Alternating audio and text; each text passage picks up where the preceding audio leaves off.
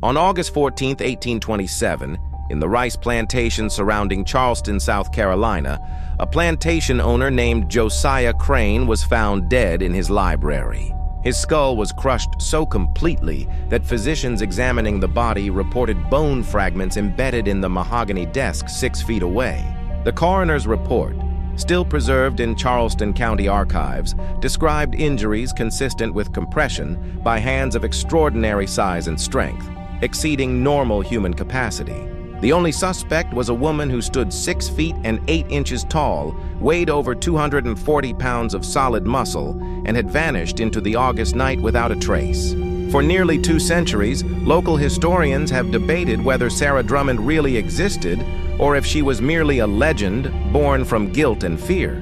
But the medical records, sale documents, and eyewitness testimony suggest something far more disturbing: that she was absolutely real, and that what happened in that library was the inevitable conclusion of a horror that had been building for years. Before we continue with the story of Sarah Drummond and the night that shocked Charleston society into a silence that lasted generations, I want to ask you something. If you are fascinated by true historical mysteries that blur the line between documented fact and terrifying legend, hit that subscribe button right now and please leave a comment telling me what state or city you are listening from. Read every single one, and I love knowing that these forgotten American stories are reaching people across the country. Now let's step back to where this nightmare truly began. The story of Sarah Drummond does not start with violence. It starts with money. In the spring of 1823, the port of Charleston was experiencing one of its busiest trading seasons in decades. Ships arrived weekly from the Caribbean, from West Africa, from the tobacco regions of Virginia, all carrying human cargo to be sold at the markets on Charmer Street and Gadsden's Wharf. Charleston was not just a port city. It was the beating heart of the domestic slave trade in the American South, a place where fortunes were made through the buying and selling of human beings with the same casual efficiency as cotton bales or rice barrels. The rice plantations that surrounded Charleston were particularly brutal operations. Unlike the cotton fields further inland, rice cultivation required workers to stand in water for hours at a time in swamps teeming with malaria-carrying mosquitoes, venomous snakes, and alligators. The death rate among enslaved workers on rice plantations was staggering. Some historical estimates suggest that nearly 30% of enslaved people working in the rice fields died within their first year. The work was so dangerous, so exhausting, so deadly that plantation owners constantly needed to purchase new workers to replace those who had perished. This created a perverse economy. Slave traders scoured the southern states looking for strong, healthy workers who could withstand the brutality of the rice swamps. And occasionally they found something unusual, something that would fetch an extraordinary price. In March of 1823, a slave trader named Caleb Rutherford arrived in Charleston with a coffle of 37 people he had purchased in Virginia and North Carolina. Among them was a young woman, perhaps 19 or 20 years old, who immediately drew attention for one unmistakable reason. She was enormous. Contemporary accounts from the auction house records describe her as standing near 7 feet in height, with a frame of unusual breadth and musculature. Witnesses at the auction reported that she had to duck to enter doorways, and that her hands were so large they could wrap entirely around a man's head. Her name, according to the auction documents, was Sarah. No last name was recorded in the initial sale papers, as was common practice. She had been born on a small farm in Piedmont, North Carolina, the daughter of an enslaved woman whose name has been lost to history.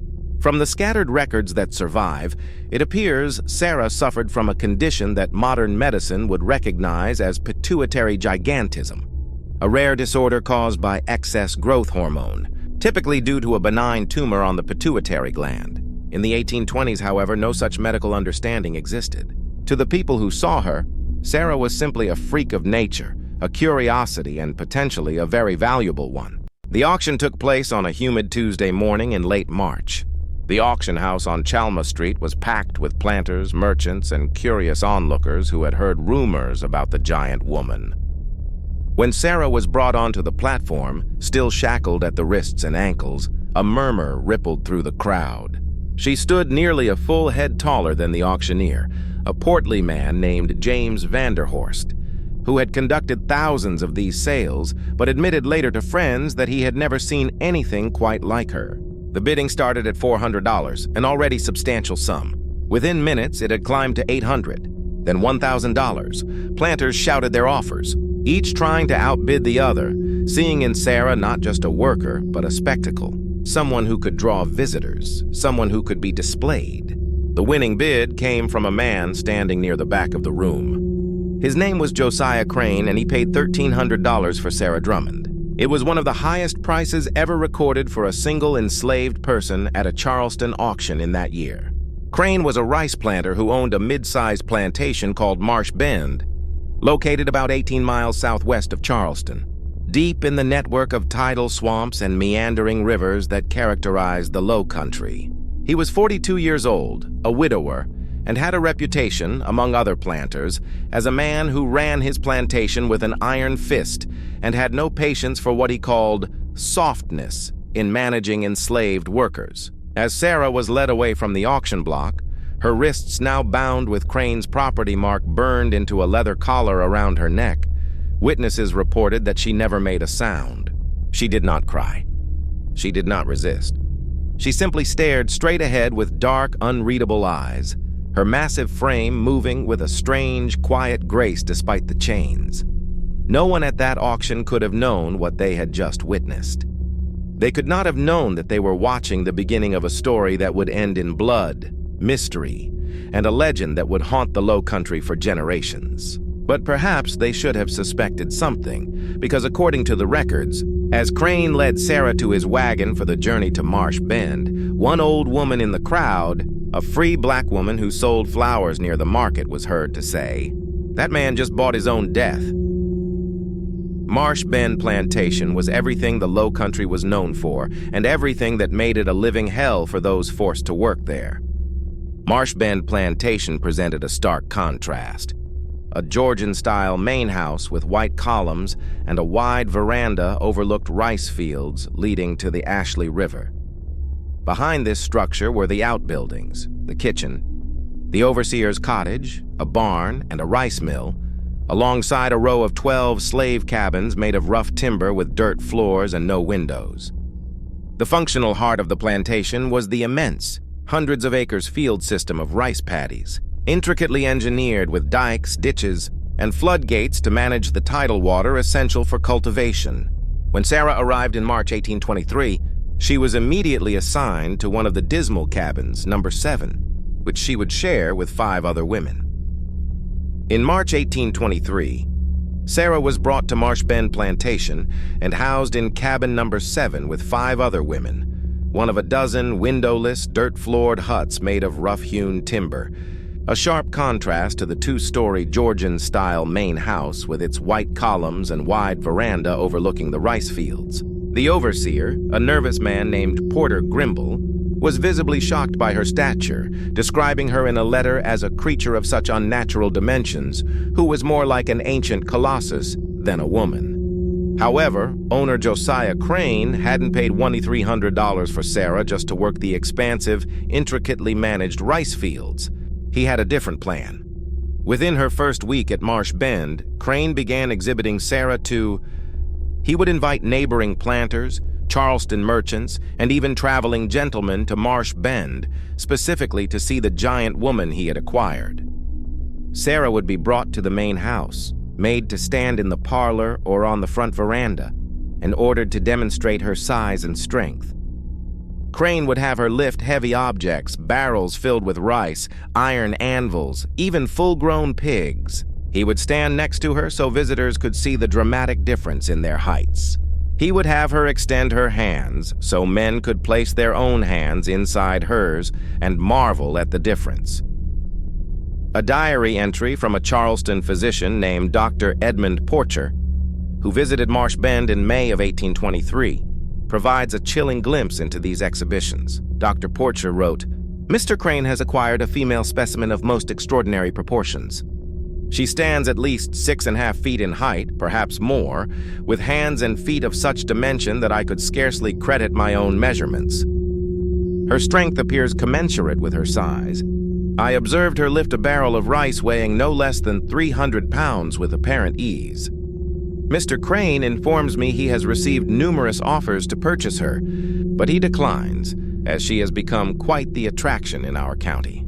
I confess the sight of her produced in me an unsettling sensation, as if nature herself had been experimenting with proportions beyond the normal boundaries of the human form.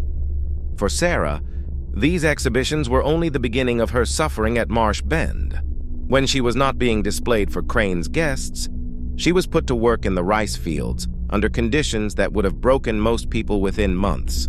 Rice cultivation in the South Carolina Low Country was backbreaking, dangerous labor. Workers would wade into the flooded fields before dawn, standing in water up to their thighs for 10 to 12 hours at a time, bent over in the scorching sun planting, weeding, or harvesting rice.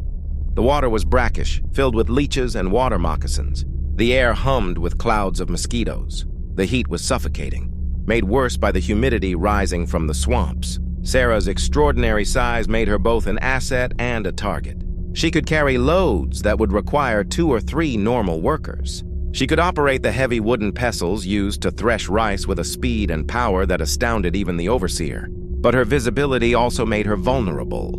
When Crane wanted to make an example, to demonstrate what happened to those who worked too slowly or showed defiance, he would often choose Sarah, not because she had done anything wrong, but because punishing someone of her size sent a message that no one was beyond his reach. The punishments were savage. Historical records from rice plantations document the use of whipping posts, wooden stocks, and a device called the buck, where a person would be forced to sit with their knees drawn up, a stick placed under their knees and over their arms, effectively immobilizing them in an agonizing position for hours. Sarah experienced all of these. Overseer Grimble's letters mention at least 3 occasions during Sarah's first year at Marsh Bend where she was publicly punished for insolence or refusing to be exhibited. But Sarah did not break, at least not in the way Crane expected. According to testimony from other enslaved people at Marsh Bend, testimony that would only be collected years later under very different circumstances, Sarah became someone the community both feared and relied upon. Her strength was used for the hardest tasks, moving the massive floodgates that controlled water flow into the rice fields, hauling timber for repairs, lifting boats out of the water. But her presence was also protective. There were stories of her stepping between an overseer's whip and a child too young to work, but being beaten anyway. Stories of her carrying workers who had collapsed from heat exhaustion back to their cabins. Stories of her standing silently but immovably when Crane tried to separate mothers from their children during sales to other plantations. She spoke rarely. When she did, her voice was low and steady, carrying an authority that seemed at odds with her status as property. Some of the older enslaved people at Marsh Bend began to call her Tall Sarah, or simply the Wall, because once she decided to stand somewhere, nothing could move her except by force. And Josiah Crane was beginning to realize that force alone might not be enough. The first serious confrontation between Crane and Sarah occurred in the summer of 1824, about 15 months after her arrival at Marsh Bend. A Charleston gentleman named Augustus Peaton had heard about the giant slave woman and traveled to Marsh Bend with an offer. He would pay Crane $300 to bring Sarah to Charleston for 2 weeks to display her at a traveling exhibition he was organizing, featuring curiosities of nature and science. The exhibition would include preserved specimens, mechanical devices, and Sarah as the living centerpiece. Crane agreed immediately. The prospect of earning money while simultaneously raising his own profile in Charleston society was too tempting to refuse. He informed Sarah of the arrangement, expecting her to comply as she always had. But this time, something was different. According to testimony from a house servant named Ruth, who was present during the conversation, Sarah looked directly at Crane and said very quietly, "I will not go." Crane was stunned. In the year and a half he had owned Sarah, she had never directly refused an order. He repeated the command, his voice rising. Sarah repeated her refusal, her voice remaining steady and low. Crane's face flushed red. He called for the overseer. He ordered Sarah taken to the whipping post immediately. What happened next became the subject of intense discussion among the enslaved community at Marsh Bend and would be whispered about for years. 4 men, including Overseer Grimble, attempted to force Sarah toward the post. She did not fight them exactly. She simply stopped moving. She planted her feet and became dead weight. The 4 men pulled, pushed, struck her with fists and a cane, but Sarah would not budge. It took 8 men, using ropes and finally resorting to threatening to harm other enslaved people if she did not comply, before Sarah finally walked to the post. The punishment was severe, 30 lashes with a braided leather whip. Witnesses reported that Sarah made no sound during the beating, even as blood soaked through the rough cotton dress she wore. When it was over, and she was finally released from the post, she walked back to her cabin without assistance. Her back shredded, but her posture as upright as ever. She did not go to Charleston. Crane, humiliated in front of his overseer and workers, eventually told Peyton the deal was off, inventing an excuse about Sarah falling ill. But something had shifted at Marsh Bend. The other enslaved people had seen that Sarah could be hurt, yes, but they had also seen that she could make Josiah Crane back down. That frightened Crane more than he was willing to admit. Over the next year, an uneasy equilibrium developed. Crane continued to exhibit Sarah to visitors who came to Marsh Bend, but he stopped trying to take her off the plantation. Sarah continued to work the fields with the same quiet, implacable strength. The punishments continued, but they became less frequent, as if Crane understood that each one diminished his authority rather than reinforced it. But beneath the surface of that daily routine, something else was growing. Something that would come to terrible fruition on a hot August night in 1827 and change everything. Because in the spring of 1826, Sarah became pregnant. The father of Sarah's child was never officially recorded, but testimony from other enslaved people at Marsh Bend tells a consistent story.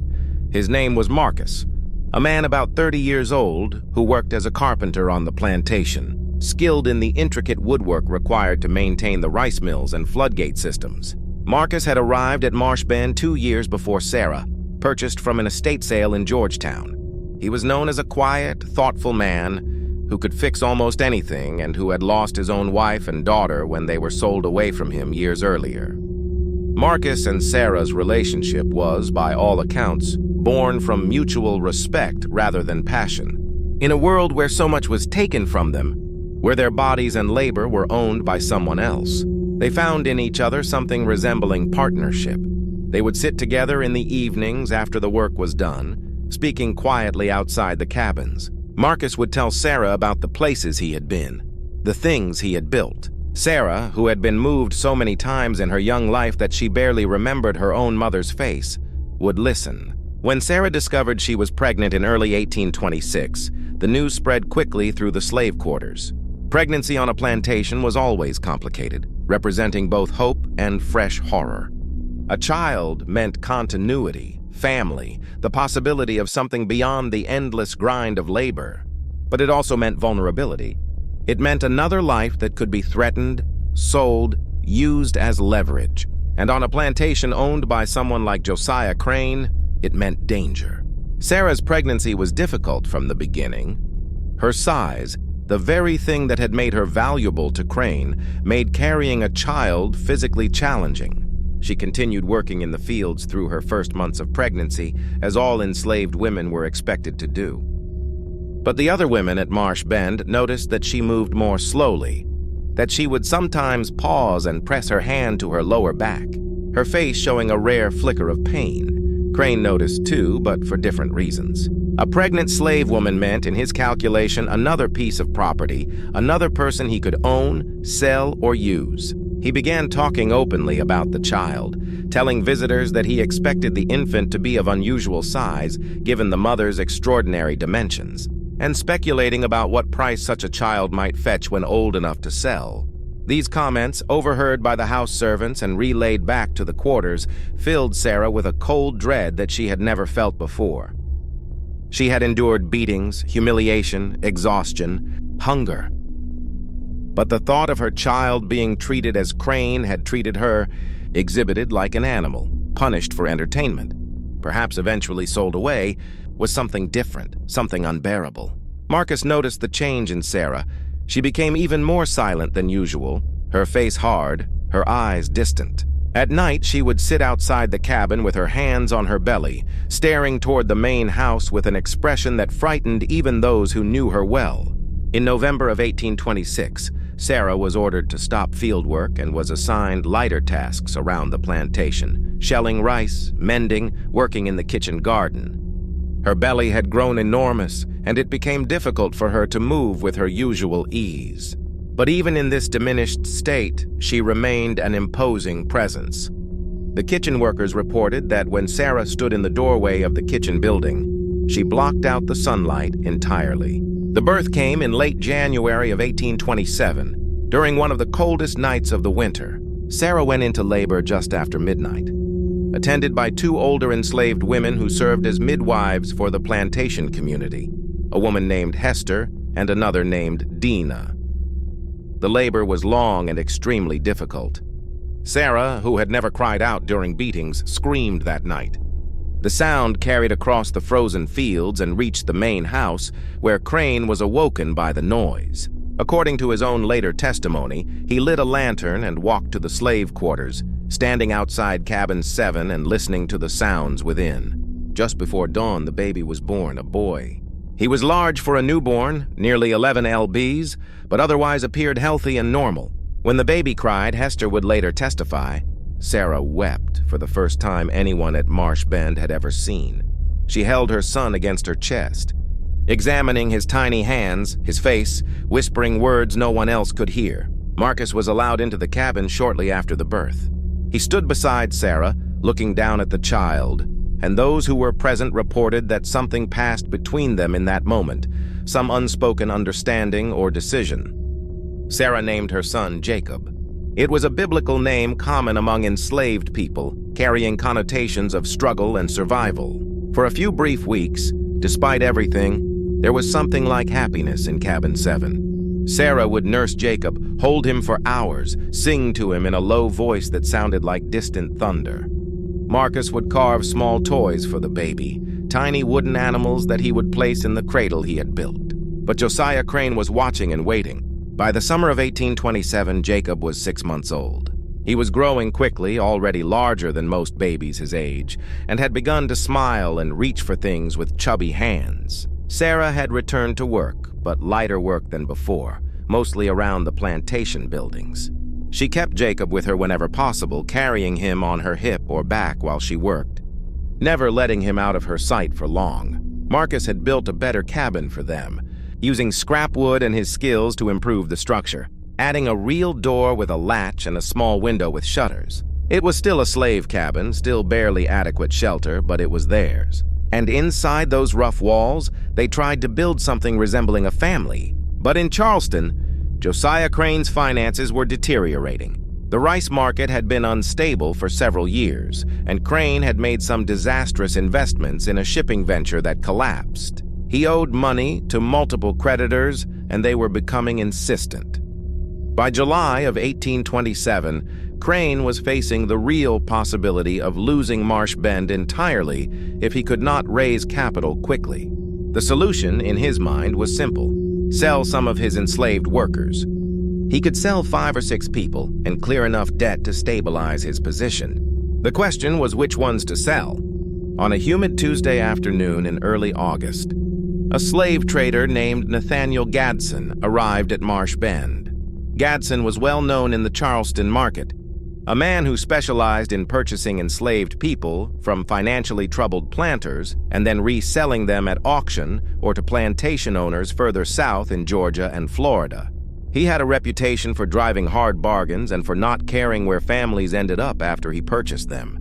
Crane and Gadsden spent several hours walking through the plantation, inspecting the enslaved workers, discussing their ages, skills, and potential prices. When they reached the area near the kitchen garden where Sarah was working, with Jacob sleeping in a cloth sling on her back, Gadsden stopped and stared. The conversation that followed was overheard by a young boy named Peter, who was supposed to be hauling water but had hidden behind a woodpile close enough to hear. Peter's testimony, given many years later, provides the only direct account of what was said. Gadsden: "Lord Almighty, is that the giant woman I heard about?" Crane, that is Sarah, 6'8". Strongest worker I have. Gadsden. And the child? Crane, her son, about 6 months old. Gadsden walked closer, circling Sarah while she continued working, her face expressionless. He seemed particularly interested in Jacob. Gadsden, how much for the child? Sarah's hand stopped moving. She did not turn around, but her entire body went rigid. Crane, I had not considered selling him separately. Gadsden, I have a buyer in Savannah. Wealthy family looking for a house servant they can train from infancy. They pay premium prices for children. Light work. Good conditions. I could give you $400 for that baby today. There was a long silence. Sarah had turned slowly to face them now, still holding her hoe, her face absolutely blank. Crane, 400? Gadsden, today? Cash. I take him with me when I leave this afternoon. Peter reported that Sarah made a sound then, low in her throat like an animal, but she did not speak. Crane looked at her, then back at Gadsden. Crane, I need to consider this. But everyone who heard that conversation knew the truth. Josiah Crane needed $400 more than he needed to keep a 6-month-old baby on his plantation. It was just a matter of time. That night in Cabin 7, Sarah and Marcus spoke in urgent whispers until long after dark. No one knows exactly what they said, but the decision they reached would echo through history. The next morning, August 13, 1827, Marcus was gone. He had vanished during the night, taking nothing with him except the clothes on his back. An enslaved man running away from a plantation was not unusual, though it was extremely dangerous. The roads were patrolled. Slave catchers operated throughout the Low Country with dogs and weapons, and the punishment for captured runaways was savage. But Marcus did not run alone, because hidden in the lining of his coat, sewn there by Sarah herself, was a detailed map Marcus had drawn of the plantation, the surrounding area, and the path to Charleston, along with a letter. The letter was addressed to anyone in Charleston who might help, explaining that Josiah Crane was planning to sell an infant child and begging for intervention, for assistance, for anything that might stop it.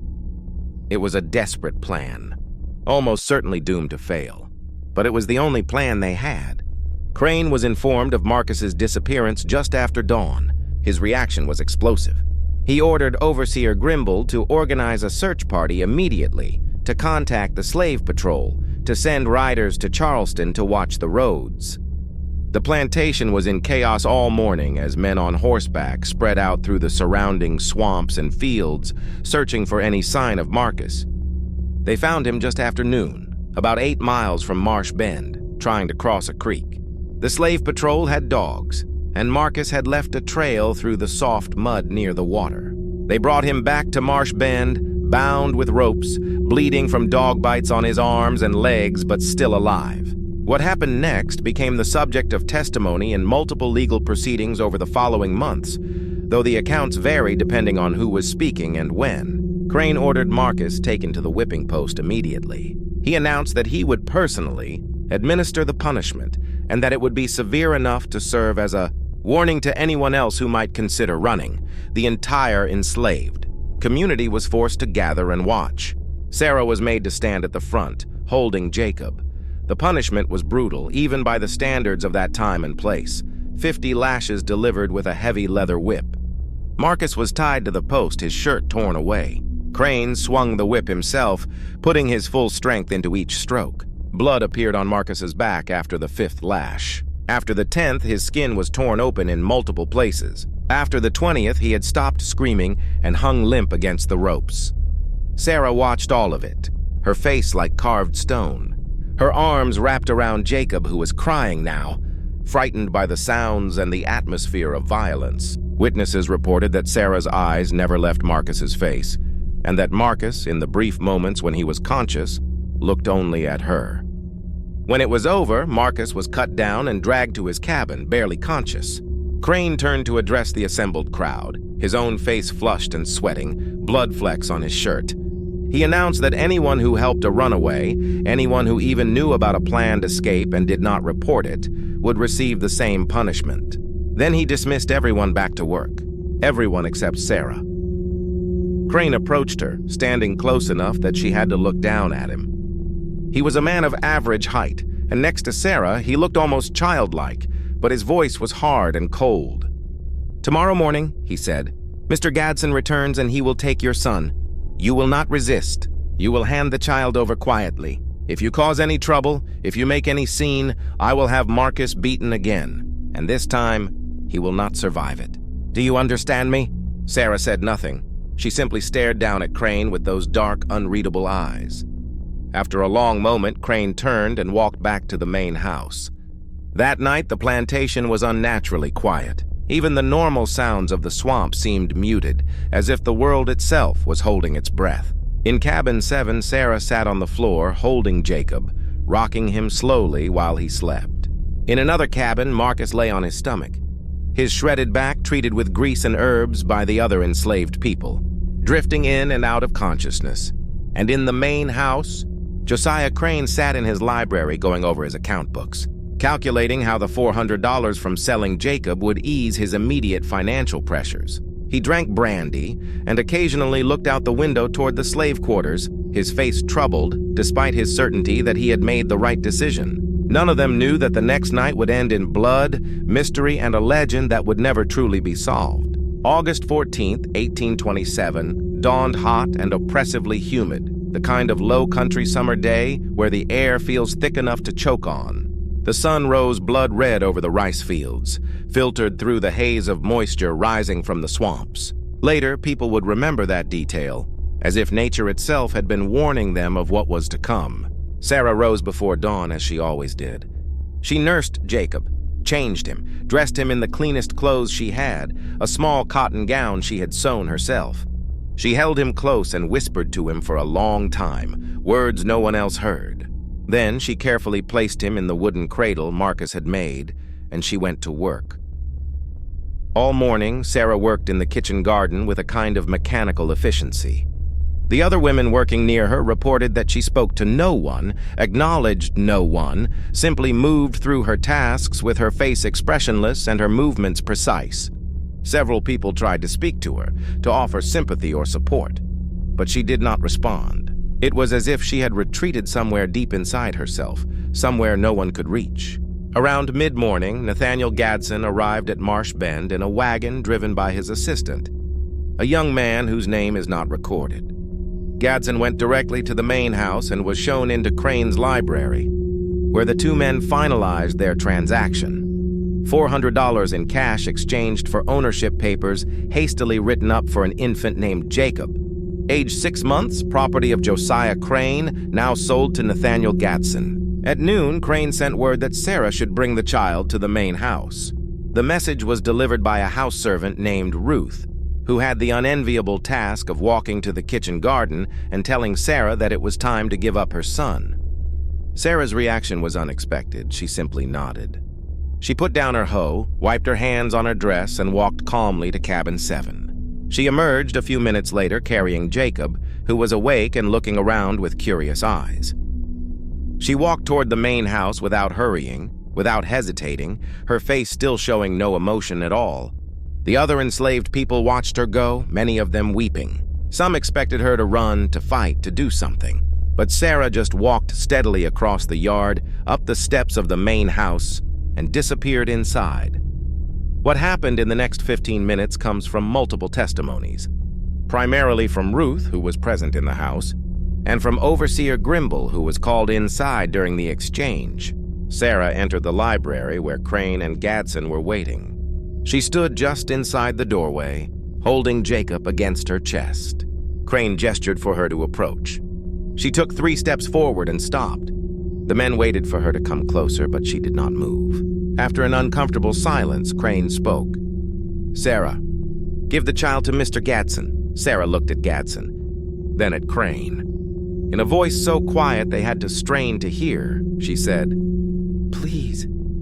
It was the first time anyone at Marsh Bend had ever heard Sarah beg for anything. Crane's face hardened. "The matter is settled. Sarah, give him the child now." Sarah's arms tightened around Jacob. Her voice rose slightly. "Please, I will work harder. I will do anything." "Please do not take my child." Gadsden shifted uncomfortably. Crane stood up from behind his desk, his voice sharp. "You forget yourself. You do not beg, you obey. Hand over the child." This instant, for a long moment, Sarah did not move. Then slowly, she looked down at Jacob. She kissed his forehead. She whispered something to him. And then, with hands that were shaking for the first time anyone had ever seen, she held him out toward Gadsden. Gadsden stepped forward and took Jacob from her arms. The baby, sensing the change, began to cry. The sound seemed to break something in the room. Sarah's face crumpled just for a second, showing raw anguish before she forced it back into blankness. But her hands, now empty, were still extended, as if she could not quite comprehend that they no longer held her son. Crane, perhaps feeling a twinge of something like guilt, or perhaps just wanting the scene to end, said more gently, "The child will be well cared for, Sarah. He goes to a good situation. You will work, and perhaps in time you can have other children. Now go back to your work." Sarah lowered her hands slowly. She looked at Crane with an expression that Ruth would later describe as beyond hatred, beyond despair, something cold and final.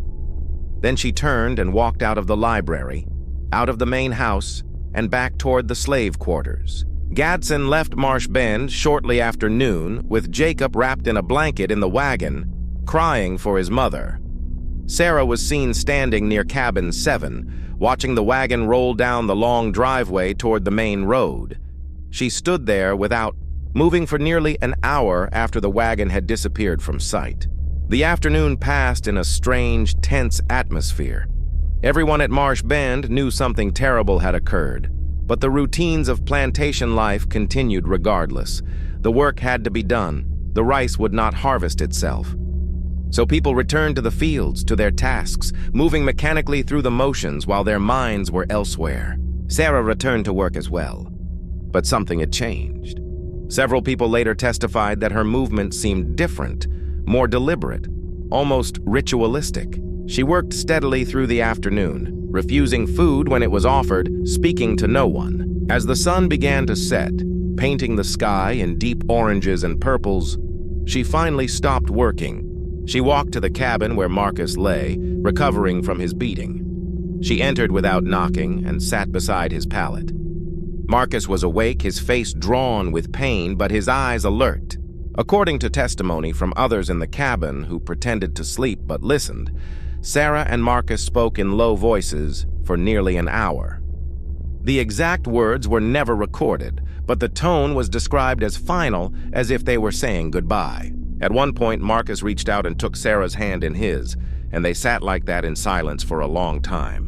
When Sarah finally stood to leave, Marcus said something that several people heard clearly. "You do what you have to do." Sarah returned to Cabin 7 as full darkness descended. She did not eat the evening meal. She sat on the floor with her back against the wall, staring at the empty cradle Marcus had built, her face illuminated by the dim light of a single candle. Around 9 she stood up, blew out the candle, and left the cabin. Several people saw her walking across the plantation grounds toward the main house. Her figure was unmistakable, even in the darkness, towering and moving with that strange, quiet grace. One man, an elderly field worker named Solomon, later testified that he called out to her, asking where she was going. Sarah did not answer. She simply kept walking.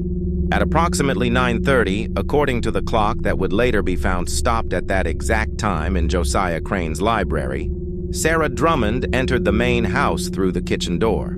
The main house at Marsh Bend was quiet that night.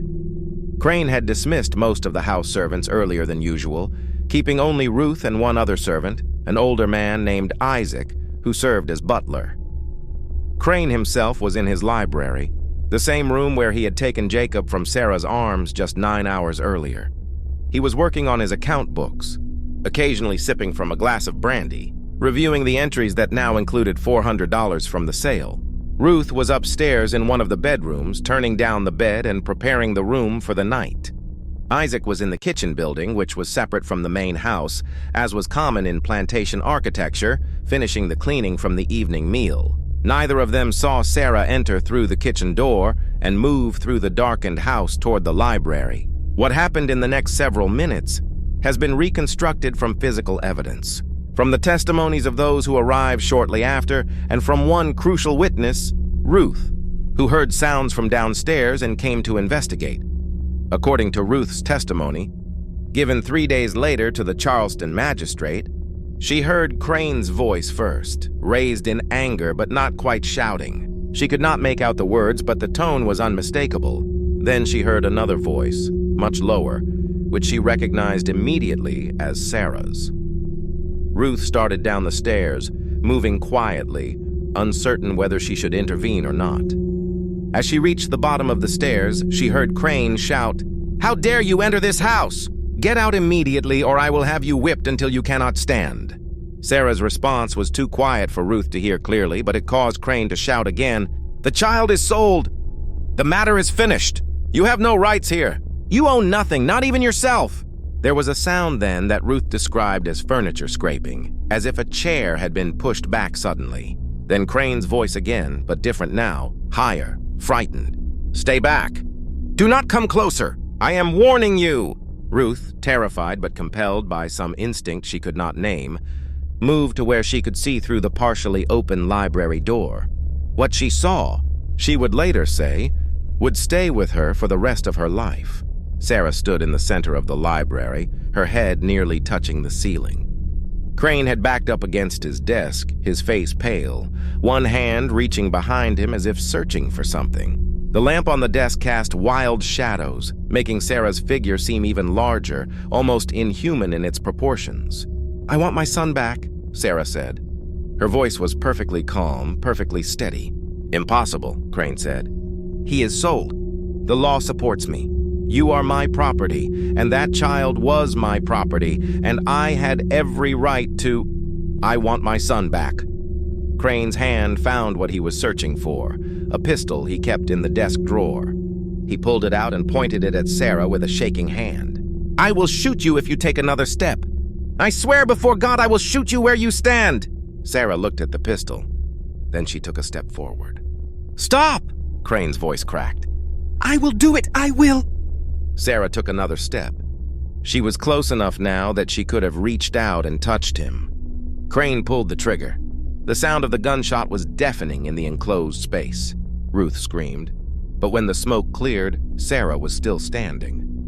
The ball had struck her in the left shoulder, tearing through muscle and striking bone, but she had not fallen. She had barely moved. Blood was spreading across her dress, black in the lamplight, but her face showed no pain, only that same terrible blank determination. Crane stared at her in horror. He tried to cock the pistol again for a second shot, but his hands were shaking too badly. Sarah reached out and took the pistol from his hands as easily as one might take a toy from a child. She threw it across the room where it struck the wall and clattered to the floor. "Where is my son?" Sarah asked. "I do not know," Crane said. He was backed against the desk now with nowhere to go. Gadsden took him. "I do not know where. I swear I do not know." Sarah stood there for a long moment, looking down at Crane. Blood was dripping from her shoulder, pattering on the floor. When she spoke again, her voice was so quiet that Ruth could barely hear it. "You took everything from me. You took my body, my labor, my dignity, my child. You took everything. What do you have left to take?" "Please," Crane whispered. "Please, I can get him back. I can find him. I can..." But Sarah was not listening anymore. She reached out with both hands and took Crane by the head, her enormous hands wrapping around his skull the way one might hold a melon. Crane tried to scream, but the sound was cut off almost instantly. Ruth turned and ran. She ran out of the house across the yard screaming for help. Behind her, from inside the library, she heard a sound she would describe as like a pumpkin being smashed, followed by the heavy thump of something large falling to the floor. By the time Overseer Grimble and 2 other men arrived at the main house, perhaps 3 minutes later, the library was silent. They entered cautiously, Grimble carrying a rifle, expecting violence. What they found was worse than violence. It was finality. Josiah Crane lay on the floor beside his desk on his back, his eyes open and staring at nothing. His head was misshapen, crushed with such force that blood and brain matter had sprayed across the desk and nearby books. The physical evidence was unmistakable. He had been killed by compression by hands of extraordinary size and strength, squeezing his skull until it fractured and collapsed inward. Sarah was gone. The window behind the desk, which looked out over the back of the property toward the swamps, was open. A trail of blood led from Crane's body to the window and out into the darkness beyond. The men stood in shocked silence for a moment, trying to comprehend what they were seeing. Then Grimble took control.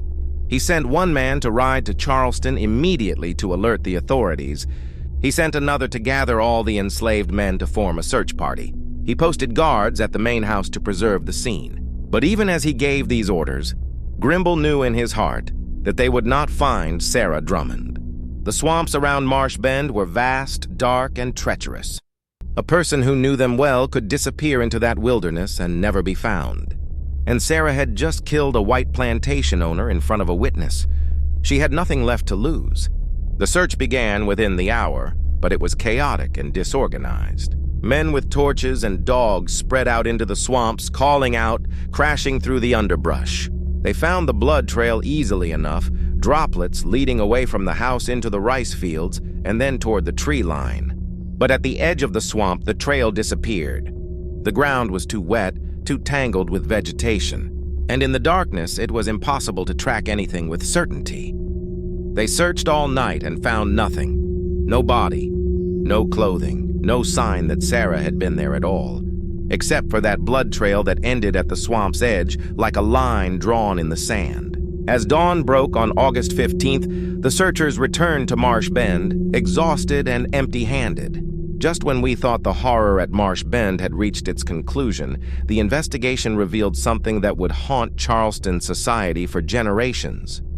If this story is giving you chills, share this video with a friend who loves dark mysteries. Hit that like button to support our content, and do not forget to subscribe to never miss stories like this. Let's discover together what happens next. Because the mystery of Sarah Drummond was only beginning. The Charleston authorities arrived at Marsh Bend on the afternoon of August 15th. Led by a magistrate named William Huger and accompanied by the sheriff, 2 deputies, and a physician named Dr. James Pilo. What they found was a plantation in chaos, with the enslaved community terrified and silent, the overseer overwhelmed, and a crime scene that defied easy explanation. Dr. Pilo's examination of Josiah Crane's body was thorough and disturbing. His official report, preserved in the Charleston County Archives, describes injuries consistent with massive compression force applied to the cranium, resulting in multiple fractures, brain hemorrhage, and immediate death. The doctor noted that the marks on Crane's skull corresponded to fingers of unusual length and width, and that the force required to produce such injuries would exceed the capacity of most men, requiring strength of an extraordinary nature. The investigation focused initially on finding Sarah, but as the days passed with no trace of her, the authorities began to interview everyone at Marsh Bend. The testimonies they collected painted a disturbing picture of life on the plantation and of Sarah herself. Ruth gave her account of what she had witnessed, though she was clearly terrified of the consequences. Her testimony was corroborated by Isaac, who had heard the gunshot and had seen Sarah's bloody trail leading from the house. Other enslaved people testified about Sarah's size, her strength, the years of abuse she had suffered, and the sale of her child the morning of the murder. The discovery of the gunshot wound complicated matters. The authorities found the pistol where Sarah had thrown it, and the ball lodged in the wall behind where she had been standing. This meant Crane had shot Sarah before she killed him, which raised uncomfortable legal questions about self-defense. Could an enslaved person claim self-defense against their owner? The law said no, but the circumstances made even the most hardened magistrates uneasy. Marcus was questioned extensively. He was still recovering from his beating, barely able to sit up, but the authorities suspected he knew something about Sarah's whereabouts. Marcus maintained that he had been in his cabin all night, too injured to move, and knew nothing of what Sarah had done until he heard the commotion afterward. Several other enslaved people confirmed his story. The authorities had no choice but to accept it, though they remained suspicious. As word of the murder spread through Charleston and the surrounding low country, public reaction was divided and intense. Among the plantation-owning class, there was outrage and fear. If an enslaved woman could kill her owner with impunity and then disappear, what did that mean for the stability of the entire system? Emergency meetings were called, patrols were increased, new restrictions were placed on enslaved people's movements. But among other communities, particularly free black people and those opposed to slavery, the story took on different dimensions. Sarah became, to some, a symbol of resistance, to others, a cautionary tale about the inevitable violence that slavery produced. To still others, she was simply a mother who had been pushed beyond endurance. The search for Sarah continued for weeks, expanding far beyond Marsh Bend. Slave catchers were hired, rewards were posted. Reports came in from across the region of sightings of a woman matching Sarah's distinctive appearance. A woman of extraordinary height seen near the Santee River, a giant woman spotted on a road leading north toward North Carolina, a tall woman asking for food at a church in the backcountry. But none of these sightings were ever confirmed. When investigators followed up, they found nothing. It was as if Sarah had been swallowed by the landscape itself, becoming part of the swamps and forests that surrounded Marsh Bend. Then, in September of 1827, something unexpected happened. A letter arrived at the Charleston magistrate's office. It had no return address and had been left at a post office in Columbia, over 100 miles from Charleston. The handwriting was crude but legible, the spelling uncertain but understandable. It read, "To those seeking the woman Sarah, I am not dead. I will never return. I am going north to find my son. If any man tries to stop me, he will meet the same fate as Josiah Crane. Do not follow me." The letter was not signed, but Magistrate Huger was convinced it was authentic. The phrasing, the determination, the threat, all seemed consistent with what he knew of Sarah. But it raised more questions than it answered. Had Sarah really made it all the way to Columbia? Was she still alive despite her gunshot wound? And, most troubling, did she really intend to search for her son? The authorities did not publicize the letter. They feared it would inspire other enslaved people or create panic among plantation owners. But they shared it confidentially with slave traders and catchers across the region, asking them to watch for a woman of Sarah's description, particularly one asking questions about a child named Jacob, sold in August. Nathaniel Gadsden, the trader who had purchased Jacob, was questioned extensively. He confirmed that he had sold the child to a family named Hafford in Savannah, Georgia, for $500, just 2 days after leaving Marsh Bend. The Haffords were contacted. They confirmed that they had purchased an infant boy in mid-August and that the child was healthy and in their possession, but they were understandably alarmed by the story of Sarah and what she had done. They hired armed guards to watch their property for months afterward. As 1827 turned to 1828 and then to 1829, the active search for Sarah gradually ceased. She had not been found. She had not been reported anywhere with certainty. The authorities concluded that she had likely died from her gunshot wound somewhere in the wilderness. Her body never recovered. The case was officially closed, though a standing warrant for her arrest remained on the books for decades. But the story did not end there, because over the years, over the decades, the rumors persisted. In the years following Sarah's disappearance, stories began to emerge from across the South about encounters with a woman of extraordinary size. These stories were whispered in slave quarters, shared in free black communities, sometimes even reported by white travelers who claimed to have seen something inexplicable. In 1831, a group of escaped enslaved people arriving in Pennsylvania via the Underground Railroad reported that they had been helped along their journey by a woman they described as a giant, taller than any person we had ever seen, who moved through the forest like a spirit and knew every hidden path. When asked her name, she had told them only, "I am looking for my son." In 1835, a plantation overseer in northern Georgia reported an encounter with a woman matching Sarah's description, who had appeared at the edge of his property, asking about recent slave sales. When he tried to detain her, she had lifted him off the ground with one hand and thrown him aside like a child. By the time he recovered and gathered help, she had vanished. In 1842, a Quaker woman operating a safe house on the Underground Railroad in Ohio wrote in her diary about a visitor who had stayed one night. A woman of most extraordinary stature and bearing arrived at our door seeking shelter and information about the location of a child sold from Charleston years ago. She would not give her name. She bore old scars that suggested violence. She wept when we told her we had no information about her son. In the morning, she was gone. These stories and dozens like them became part of the legend of Sarah Drummond. But were they real encounters, or were they myths built on a foundation of hope and fear?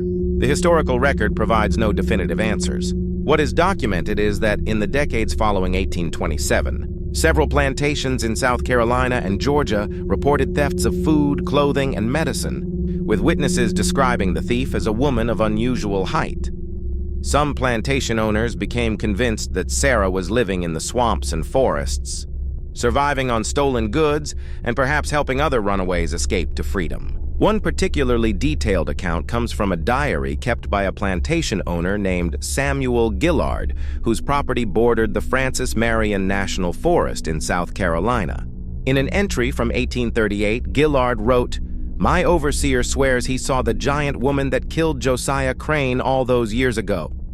He says she was watching our property from the tree line at dusk, standing so still she seemed part of the forest itself. When he approached, she simply turned and disappeared into the woods. He tracked her for a mile but lost the trail in a creek. I confess, I do not know whether to believe him or attribute this to an overactive imagination fueled by too much whiskey. But he was genuinely shaken, and he is not a man given to flights of fancy." The legend of Sarah took on different meanings in different communities. Among enslaved people, she became a symbol of resistance, a reminder that even the most oppressed person could strike back against their oppressor. Songs were sung about her in the slave quarters, though always carefully, always in code. In some versions of these songs, Sarah became a kind of avenging spirit, protecting runaways and punishing cruel masters. Among white Southerners, particularly plantation owners, Sarah became a cautionary tale about the dangers of pushing enslaved people too far, and also a monster story used to justify even harsher controls and punishments. Some claimed she had become a cannibal living in the swamps. Others said she had gone mad and would attack any white person she encountered. These stories, however absurd, revealed deep anxieties about the system of slavery itself and what might happen if that system were truly challenged. Free black communities and abolitionists in the North told yet another version of Sarah's story. In their telling, she became a hero who had struck a blow for freedom and then escaped to the North, perhaps even making it to Canada. Some claimed she had been reunited with her son. Others said she had become an active conductor on the Underground Railroad, using her knowledge of the southern wilderness to guide hundreds of people to freedom. The truth, as is often the case with legends, was likely far more mundane and tragic than any of these stories. But one fact remained incontrovertible. Sarah Drummond was never captured, never confirmed dead, and never seen again with any certainty by anyone who could prove it. In researching this story, I have examined every document, every testimony, every scrap of evidence that remains from that night in August 1827 and the years that followed. And while I cannot tell you with absolute certainty what happened to Sarah Drummond after she climbed through that library window and disappeared into the swamps, I can tell you what the evidence suggests. The gunshot wound Sarah received from Josiah Crane was serious. The coroner's report noted blood at the scene consistent with a significant injury. Dr. Pilo, who examined the scene the next day, stated that without medical treatment, such a wound would likely lead to infection and death within days or weeks. Sarah had no access to medical care. She was a fugitive in a hostile landscape, being actively hunted by men with dogs and weapons. The most likely scenario, the one that most historians who have studied this case accept, is that Sarah died within a few days of escaping Marsh Bend. She probably made it some distance into the swamps, perhaps following waterways where dogs could not track her scent, but eventually succumbed to her wound. Her body, if she died in the deep swamps, would have been quickly consumed by the ecosystem. alligators, wild pigs, and the simple process of decomposition in that hot, wet environment. Within weeks, there would have been nothing left to find. This explanation accounts for why no confirmed sightings of Sarah ever occurred, why the authorities never found any solid evidence of her continued existence, and why the blood trail from Marsh Bend ended so abruptly. It is the rational, evidence-based conclusion. And yet, there are details that do not quite fit this neat explanation. The letter received in Colombia was real. Someone wrote it, someone who knew details about Sarah that were not public knowledge. If Sarah died in the swamps near Marsh Bend, who wrote that letter? The reports from the Underground Railroad operatives are also difficult to dismiss entirely. These were serious people committed to their cause, not given to spreading false rumors. When they reported encounters with a woman matching Sarah's description, they did so in private correspondence and personal diaries, not in public statements meant to inspire or mislead. And there is one more piece of evidence that I have saved for last, because it is perhaps the most intriguing and the most difficult to verify. In 1889, 62 years after the death of Josiah Crane, a physician in Philadelphia named Dr. Robert Hayes was treating an elderly black woman in her sickbed. The woman was dying, and in her final days, she told Dr. Hayes a story. She claimed that her mother had been an escaped slave from South Carolina, a woman of extraordinary size who had killed her owner in the 1820s. The woman said her mother had survived for years in the wilderness before eventually making it north with the help of free black communities and Quaker abolitionists. She said her mother had searched for her first child, a son named Jacob, for more than a decade, but never found him. Eventually, she had settled in Pennsylvania, taken a new name, and lived quietly until her death in 1867. Dr. Hayes wrote about this conversation in a letter to a colleague, noting that he had found the woman's story remarkable but impossible to verify. The woman herself died 2 days after their conversation. Dr. Hayes never learned her name, and he made no effort to investigate her claims. The letter was discovered in 2003 by a historian researching Civil War-era medical practices in Philadelphia. Could this woman have been Sarah Drummond's daughter? Could Sarah have really survived, really escaped, really lived to old age in Pennsylvania? We will never know for certain. The evidence is too thin, too circumstantial, separated by too many years. What we do know, what is incontrovertibly documented and real, is what happened on the night of August 14, 1827, in that library at Marsh Bend. We know that a woman who had been treated as property, exhibited as a curiosity, worked to exhaustion, beaten and humiliated, finally reached a point where she had nothing left to lose. We know that when her child was taken from her, when the last thing she had to care about was torn from her arms and sold for $400, something inside her broke, or perhaps it did not break. Perhaps it crystallized into something hard and final and unstoppable. We know that Josiah Crane died that night, his skull crushed by Sarah's bare hands. We know that Sarah disappeared and was never found. And we know that for nearly 2 centuries, people have wondered and debated and told stories about what really happened to the giant slave woman of Charleston. The truth is probably simpler and sadder than the legends. But the legends persist because they speak to something fundamental about the human spirit and what happens when that spirit is pushed beyond endurance. Sarah Drummond, whether she died in those swamps or lived to old age in Pennsylvania, became more than just one woman. She became a symbol of resistance, of maternal love, of the breaking point where oppression transforms into rage and rage into action. And perhaps that is why her story has never been forgotten, even when the facts themselves have become uncertain, because we want to believe that Sarah survived. We want to believe that she found her son, or at least that she lived free for some years before she died. We want to believe that someone who suffered so much and fought back so fiercely was rewarded with something more than a lonely death in a swamp. But history does not traffic in what we want to believe. History deals in what happened, in what can be documented and proven. And the documented truth is this: Sarah Drummond killed Josiah Crane on August 14, 1827, and then vanished from the historical record as completely as if she had never existed at all. Except she did exist. The sale records prove it. The medical examinations prove it. The testimonies prove it, and most of all, Josiah Crane's crushed skull proves it. Sarah Drummond was real. What she did was real. And somewhere in the swamps of South Carolina, or the forests of Georgia, or perhaps in a quiet grave in Pennsylvania, her bones are resting still. As for Jacob, Sarah's son, his fate can be traced with more certainty. Records show that the Hafford family of Savannah raised him as a house servant. He lived until 1891, dying at the age of 64, and was buried in a small cemetery outside Savannah.